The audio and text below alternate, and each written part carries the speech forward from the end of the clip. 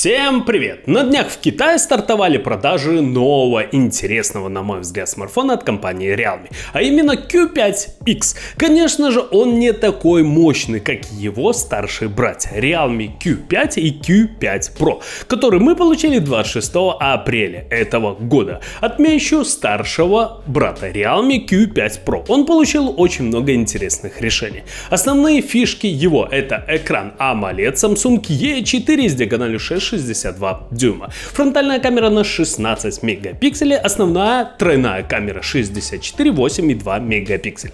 Система Qualcomm Snapdragon 870, аккумулятор на 5000 мАч с поддержкой быстрой зарядки мощностью 80 Вт. И многое другое. За данный смартфон в максимальной конфигурации просят $335. Скажем, прямо недорого за такие технические характеристики. Но что делать, если у вас нет таких денег?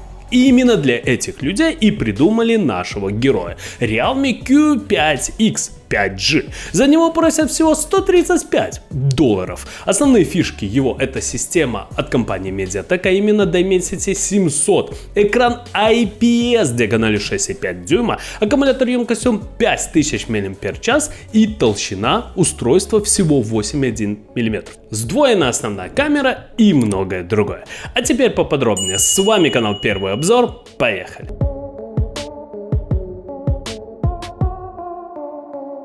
Одну минуточку, и мы продолжим. Я напоминаю, что сейчас всем полностью блогерам из стран Беларуси, России, Украины очень тяжело выпускать видео. Почему? Потому что YouTube на данный момент, к сожалению, не платит нам. Мы не получаем вообще денег из видео. И чтобы нам продолжать выпускать ролики, нужны какие-то деньги. Они минимальные, но все же они нужны.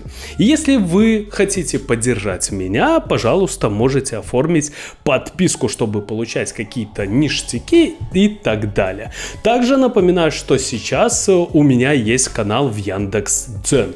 Пожалуйста, подписываемся туда, там выходят ролики регулярно, часто, так же как и на YouTube. Realme Q5X построен на однокристальной платформе от компании MediaTek, а именно Dimensity 700, в конфигурации которой есть модем 5G. Это 8-ядерный чипсет, который был анонсирован 10 ноября 2020 года и изготавливается по 7-нанометровому техпроцессору. Он имеет 2 ядра Cortex A76 на 2,2 и 6 ядер Cortex A55 на 2,0 ГГц. Если сравнивать данный процессор с прямым конкурентом Qualcomm Snapdragon 732G, результаты такие. Преимущество MediaTek Dimensity 700. Выше частота графического ускорителя на 17%, меньший размер транзистора 7 против 8 нанометров, на 15% выше пропускная способность памяти 17.07 против 14.9. Лучшая архитектура набора команд и многое другое. Новинка получила 6,5-дюймовый дисплей IPS формата HD+, с разрешением 720 на 1600 точек и стандартной частотой обновления 60 Гц. Во фронтальной части располагается 5-мегапиксельная селфи-камера. Данные экраны заслужили высокую популярность потребителей ввиду высокого качества изображения, большего угла обзора, точной, реалистичной передачи цвета. Популярность же у производителей подкрепляется их относительно невысокой ценой. Смартфон с данным типом экрана будет стоить дешевле, а в случае поломки экран можно без труда заменить. Замена OLED обойдется в 1,5-3 раза дороже. То есть это существенный плюс данного экрана, что он выполнен по технологии IPS. Объем оперативной памяти составляет 4 гигабайта. Вместимость флеш-накопителя 64 гигабайта, то есть достаточно неплохой результат за такую стоимость смартфона. В конфигурации устройства также аккумулятор емкостью 5000 мАч с поддержкой зарядки мощностью 10 Вт. Realme Q5X 5G работает под управлением операционной системы Android 12 с фирменной поднастройкой Realme UI 3.0. Основные фишки интерфейса — это дизайн и визуальные изменения, тематика обоев, изменение пользовательского интерфейса камеры, гибкая Windows 2.0, функции конфигурации конфиденциальности Android 12. Также компания Realme включила новый плавный движок, чтобы помочь с оптимизацией производительности. Realme утверждает, что теперь она переработала движок искусственного интеллекта, чтобы лучше использовать CP и GB за счет автоматического управления ресурсами. В конечном итоге это должно привести к повышению производительности и даже увеличению времени автономной работы, что, конечно же, является большим плюсом. Теперь поговорим о камере. Она тут двойная и объединяет 13-мегапиксельный основной модуль и 0,3-мегапиксельный вспомогательный сенсор.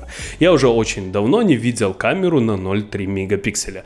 У меня был смартфон, наверное, от компании Nokia, который получил вот такую бешеную просто камеру на 0,3 мегапикселя. Но это вспомогательный сенсор, а на 13 это основной. То есть можно делать достаточно неплохие снимки в солнечную погоду. Также смартфон оборудован портом USB Type-C и стандартным 3,5 мм гнездом для наушников. Гнезда USB или Lightning действительно позволяют расширить функциональность наушников. Однако большинство опций реализуемы и при использовании 3,5 мм аудиоразъема. Сканер отпечатков пальцев, к сожалению, мы не получили. Толщина устройства составляет 8,1 мм, масса 184 грамма. Новинка будет предлагаться в голубом и черном вариантах цветового исполнения по ориентировочной цене в $135 США.